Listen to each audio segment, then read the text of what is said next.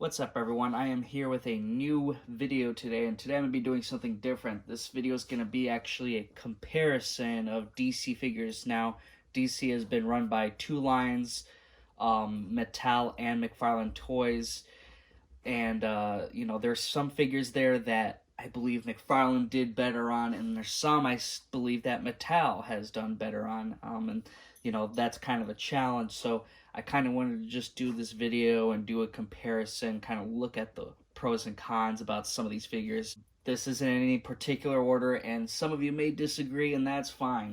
There's definitely reasons to have different opinions, right? So, but this is going to be 10 figures, so 5 are going to be from McFarlane that are better than Mattel, and 5 will be that are from Mattel that are better than McFarlane's.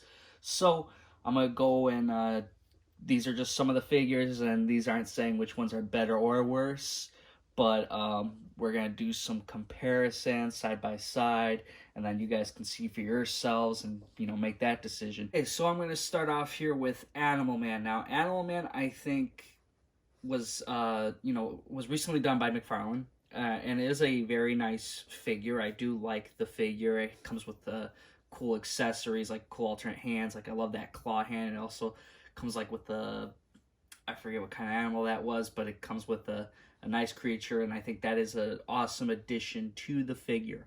However, I do believe this figure deserved to have his jacket. Animal Man is always wearing his jacket. I don't think I've ever seen him not wearing it. Not that's bad to not include it, but it's a downside. I think there should have definitely been some sort of soft goods jacket, or a swappable arms where you could attach a jacket on. I don't know, maybe that's just me, but Mattel did theirs, oh god, what, 12 something years ago, maybe longer, and they have an awesome jacket with the figure. Really good design on it, and the back of the box for McFarlane is exactly how Mattel did theirs. So I think for this comparison between these two, Mattel wins this one round. Animal Man was definitely a better figure back then. I mean, obviously Mattel didn't have the best body, didn't really age too well, but it is exactly how Animal Man should be, and it was definitely a great interpretation of it. Have Wonder Woman. Now, Wonder Woman is a fantastic figure that McFarlane has just made, but Mattel also did make a Wonder Woman, that classic outfit, just before their line ended with, I think they did like a Superpowers Kenner line.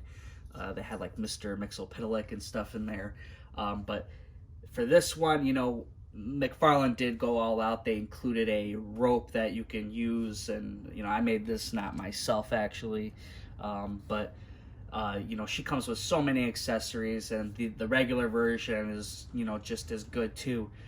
But in this case, I wanted to talk about the classic suit in comparison here. So for this one, McFarlane definitely takes the win here.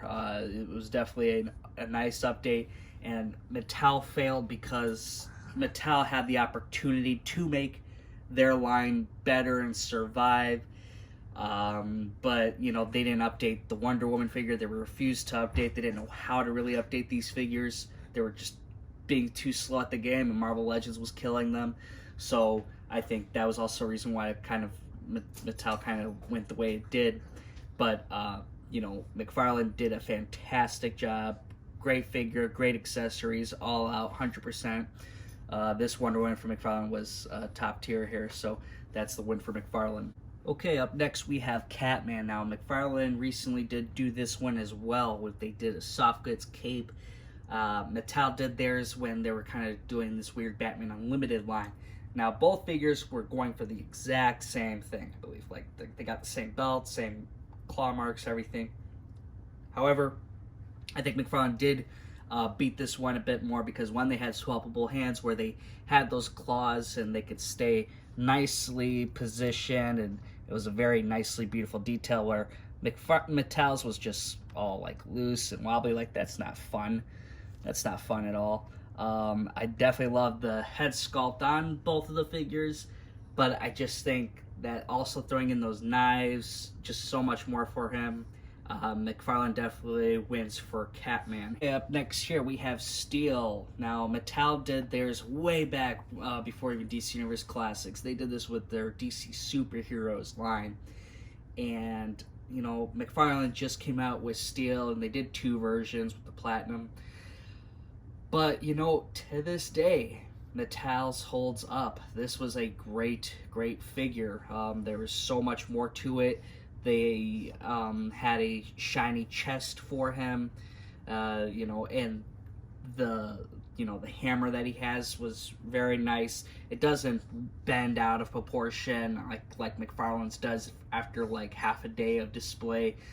I've been holding this figure in this position forever, and he will just constantly stay like that. It's not going to bend. I love that. It's fantastic. There's a bit more detail throughout it. It's more of like a metal suit. Another thing McFarlane did was they added these like blue hues to it, like blue scratch marks. I don't know what was going on there, but it didn't give a nice effect to it. I definitely think Mattel's won here with their Steel. Okay, Necron. Now, McFarlane did a mega figure of him and included his staff. That was a great thing. Scythe, I should say. And then Mattel did it as a Build-A-Figure, and it was towards the end. I think it was their last wave too, when they were doing their mainline wave on wave 20. Obviously, I had to give them Mattel's. I had to give it McFarlane's Scythe from the Batman. So I kind of just threw that there because I wanted him to hold on to something. He was supposed to come with something, but Mattel basically ran out of money and they didn't have anything for it. Both figures definitely did have a nice touch to each other, but I think McFarlane's just really captured that, you know, corpse type body. You know, I think they did a really great job. Seems more like a dead person there. I did add chains to the McFarlane, so I did kind of cheat there. But you know, that's why I liked Mattel's, because they already included it. So that was a nice touch from Mattel. They both were really competitive towards each other, but in this case, I think McFarlane does win here. Up next is Hawkman here. Now, these figures are, you know, great. They both aimed for that classic suit, like from the Super Friends. I really like that.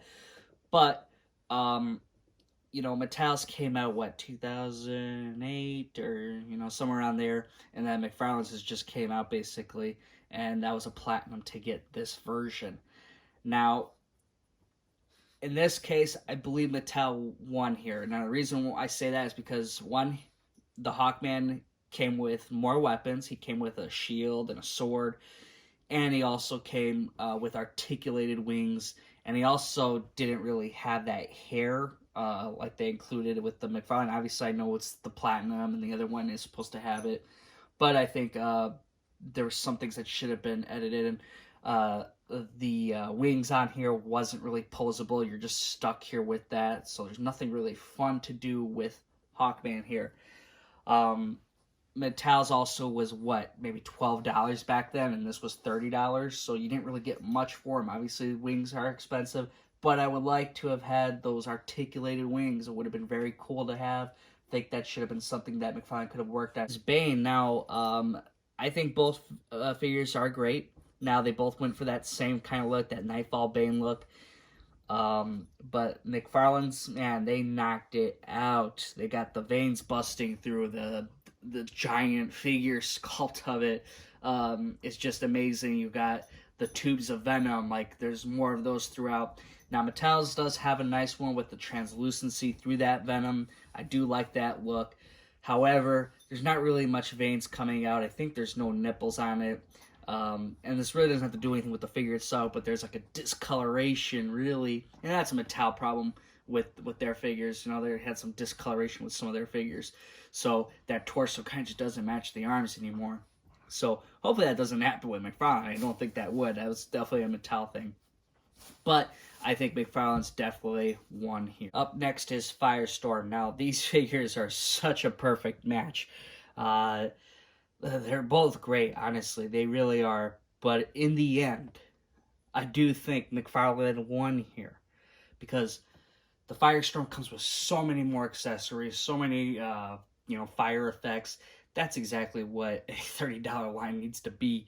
It definitely was knocked out of the ballpark here. And, I love the one that Mattel did, but it only comes with pretty much that there's nothing really else to it. So much more detail was done with the McFarlane as well. Obviously, I get it. A line that came out like 15 years later, right? But I do think McFarlane's was a superior figure in the end. Next is Jay Garrick, the Flash. Now, when Mattel did theirs, it was during their signature series, so that was like that subscription series. You had to get a figure every month, which wasn't a bad idea. Honestly, I liked that line. It was, a lot of great figures were released during that time. And then McFarlane also released a few versions of Jay Garrick, but ultimately, I do believe Mattel did have the better version here, just because I really think that Mattel came with the best amount of red and blue here. I think that was just the right shade. There's a little bit more detail in his belt, and then of course you got that chrome helmet that was beautiful with the golden wings too. I think that is a fantastic look to Jay Garrick. I think that's exactly how he should have been interpreted as a figure.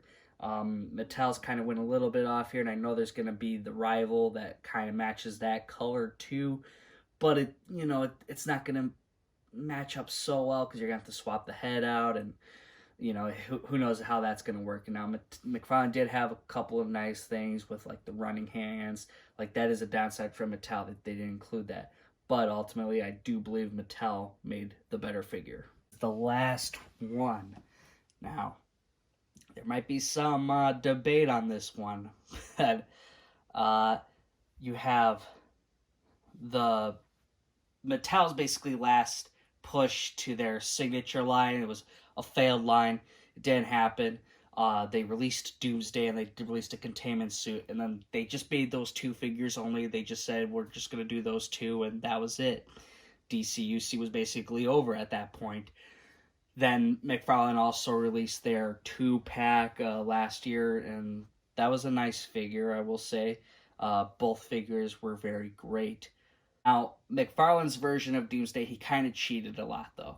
He reused the arms from Devastator, and he reused the lower torso as well. So that's why the figure kind of looks like that. He's a little bit shorter. He shouldn't have been like that. And also because it is Doomsday, McFarlane should have put way more money into him. I know the figure was like $60 with a 2-pack, whatever. But it could have been just $60 alone and made it a fantastic figure. I think that's the route he should have gone. It's just a very light lime green and lack of paint here. Mattel's, they really knocked it out of the park with that classic look of Doomsday. And then they had that torn cape you could hook in there. This figure was just fantastic. There was so much you can enjoy looking at it. Like this figure is just beautiful. Like it is an amazing figure. Probably one of the best DC Universe Classics figures ever. So, McFarlane, you got a lot of work to do. I mean, you still got the license, so hey, he could do something, right? But he could do something about that and make a better Doomsday. But Mattel's for sure is the winner in this case. So that is it. These are the winners for the Mattel versus McFarlane line. I think they're all great figures and great updates, and some were just not able to be, some were just basically done as perfection almost. But hey, take it with a grain of salt, whatever you want to do. It is what it is. If you agree with it or not, that is up to you.